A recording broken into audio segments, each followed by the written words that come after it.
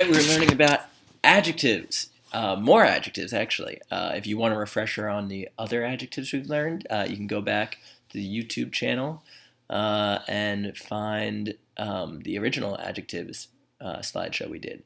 But if you want just a quick refresher on that, you're going to see it in a second. So no worries. Let's dive back in. This is going to teach us the goal of this slideshow, by the way, or talk, is to essentially give you access to using a whole host of new Latin adjectives, which are not 212 adjectives. Okay, so all these non-212 adjectives you're now going to be able to use. And so before we dive into these new types of adjectives, I want to go back and make sure we really understood 212 adjectives. And I gave you an example right here to jog your memory. Bonus, bona, bonum. Anyone remember what that means? Good. And it means good. Yeah. Not, congratulating you on remembering the meaning. But if you did, good job. Try and think of a couple more examples of 212 adjectives that we've learned. Rack those brains. Great retrieval chance. And then also, super diligent students will pause the video and try and write out a declension of this adjective in their notes to see if they remember all the forms for each gender and how it works. Okay? I'm going to move on though, so if you do want to do that, pause the video because we're about to look at the forms. All right, here they are. Bonus, bona, bonum. And if we go through, you may remember the reason why we called these adjectives 212. Take a second to see if you can recall that.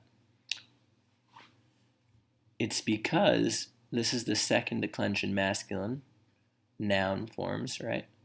This is the first declension feminine endings, right? And this is the second declension neuter endings. So we have second declension, first declension, second declension. 212.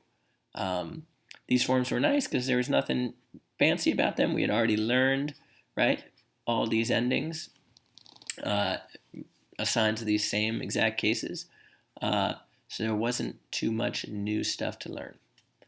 All right, so keeping all this in mind, before we move on, what three things? Why do we need to have three genders for adjectives? Hopefully you remember it's because they need to agree with the noun they modify in gender, number, case. And so they need to be like chameleons. And so they need to be able to turn every shade of gender for masculine, feminine, or neuter. Okay? And so they need to have a set of endings for all these. Moving on to third declension adjectives. Guesses. How do you think these are going to function? What might their endings be? How many genders might they have? Right? All things to ask yourself. Pause the video if you want to take a little bit more time to think about it. It's a good way to make the learning more durable. Otherwise, I'm going to move on. Here they are. Yes, the third declension adjective, declensions. And the adjective we have here, calere, caleris, calere, has a famous derivation that you probably have used many times in your life in English, accelerate. So keeping that in mind, what do you think the adjective calere means in Latin? Hopefully some of you guessed fast or quick, and that is what it means. So looking at these endings now, what I would like you to do is pause the video for a second and try and guess or look at this and see, where have we seen these endings before? What endings jump out to you as being noteworthy or maybe surprising? Dive in, pause the video, and let's dive into it, okay? All right, so I've highlighted the ones that I think are noteworthy, although there's definitely some other ones you might have wanted to circle. Why did I highlight all of these, though? Maybe if you didn't highlight them, you could reflect and try and think, why would I highlight these? It's because they are all I-stem endings. And in fact, they're all the possible I-stem endings we could have, right? We see those, the neuter IA, right? There's neuter I-stems like mare, exemplar, and animal. And we see the IUM that we saw with herbs, herbis.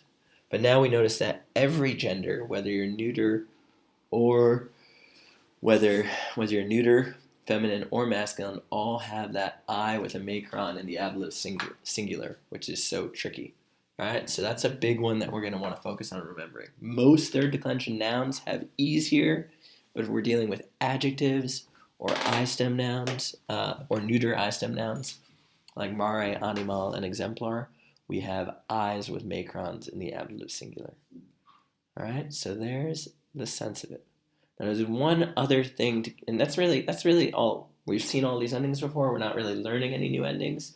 For any case, the trick here is remembering, what, just like it was remembering the difference between I stems and regular third declension nouns. The trickiest part is just remembering which words take which, slightly different endings.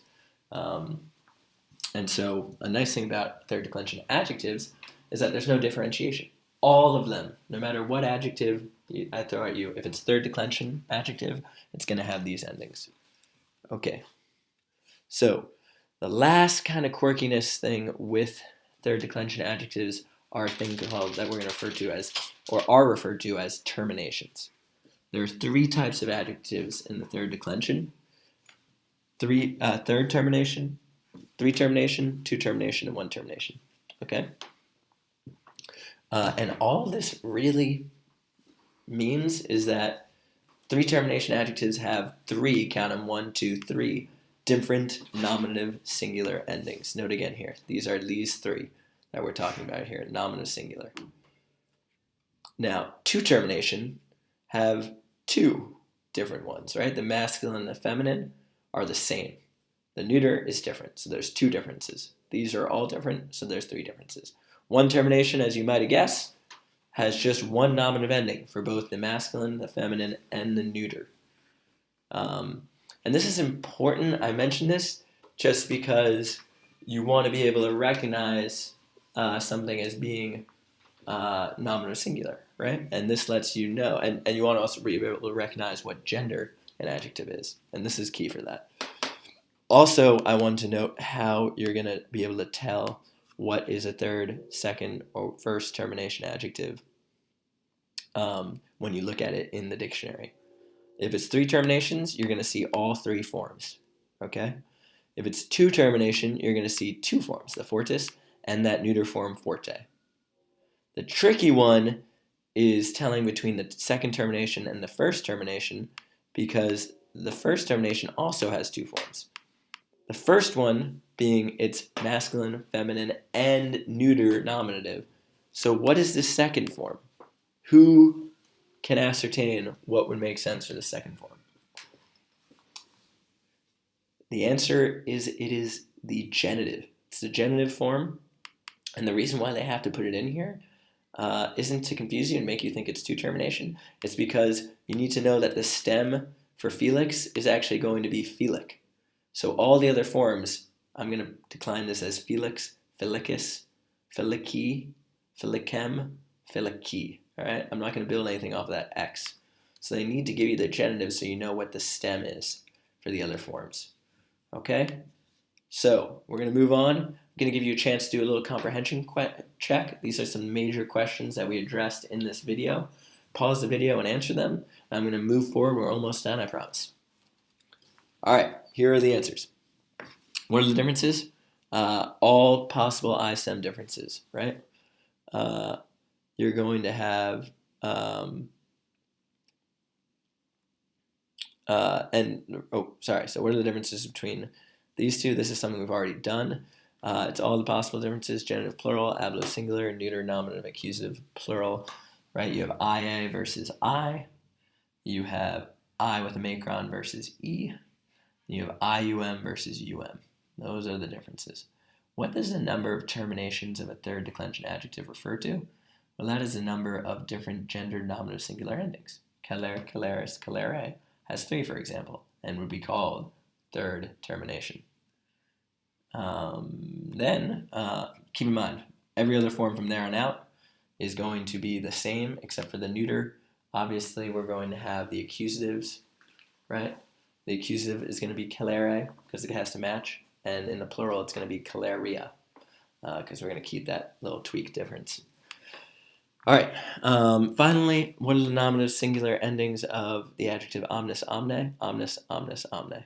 All right. A reminder that that's the formula to tell you there are two. It's a two termination, and that omnis is working for both masculine and feminine genders in the nominative singular. All right. And rounding things up, a little practice with adjective noun agreement. The tricky thing about third declension adjectives is, right, they're not going to match. You can't just match endings with those first and second declension nouns we know. We got to go and we got to think carefully about making sure they match in gender, number, case. So keeping that in mind, why don't you pause the video and try and write these little phrases into Latin.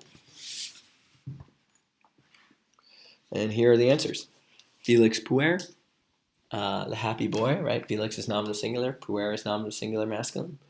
To the brave girl, you can either go with forti puellae, which are both feminine dative singular, I give something to the brave girl, or ad fortem puellam, which would be motion towards, right? I'm walking to the brave girl.